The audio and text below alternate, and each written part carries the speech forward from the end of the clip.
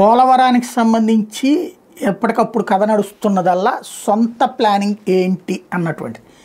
పోలవరంలో చంద్రబాబు టైంలో సక్రమంగా నిర్మించకపోవడం వల్లనే డయాఫ్రమ్ వాల్ కొట్టుకుపోయిందని వైసీపీ సక్రమంగా నిర్వహించకుండా కావాలని ఆలస్యం చేయడం వల్ల దెబ్బతిందని తెలుగుదేశం ఆరోపిస్తూ వస్తుంటే, సరే అది పక్కన పెట్టేసి నెక్స్ట్ మళ్ళీ కంటిన్యూ చేస్తున్నటువంటి క్రమంలో కొత్తది కీలకమైన మలుపు తిరిగింది. పోలవరం పనులు నాణ్యత కోసం మాన్యువల్ ప్రకటించారు. డయాఫ్రమ్ వాల్, ఈసీఆర్ఎఫ్ డ్యామ్, ఇతర పనులకి దీన్ని సిద్ధం చేయాలని ఆదేశించారు.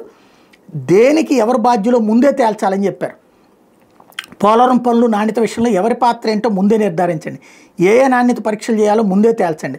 దేనికి ఎవరు బాధ్యులో వాళ్ళ హోదాతో సహా స్పష్టంగా పేర్కొనాలి. పోలవరంలో గుత్తేదారు తరపున కాకుండా ప్రభుత్వం తరపున స్వతంత్ర నాణ్యత పరీక్ష ల్యాబ్ను ఫిబ్రవరి నెలాఖరులోపు ఏర్పాటు చేయాలి.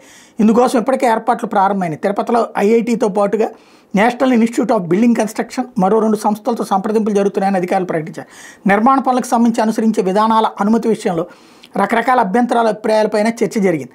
బావర్ కంపెనీ ప్రతినిధులతో కొన్ని సాంకేతిక అంశాల మీద చర్చలు జరిగినాయి. తాజాగా ఏంటయ్యా విదేశీ నిపుణులతో మీటింగ్లు అంటే, ఇదివరకు ఎవరిదాళ్ళు నీతి తప్పంటే నీతి తప్పనే రాజకీయం కాకుండా ఇప్పుడు ఇదిగో ఈ డయాఫ్రమ్ వాళ్ళకి ఈ సోన్సో అధికారి బాధ్యత, లేకపోతే ఇంకొక పనికి సోన్సో వాళ్ళది బాధ్యత.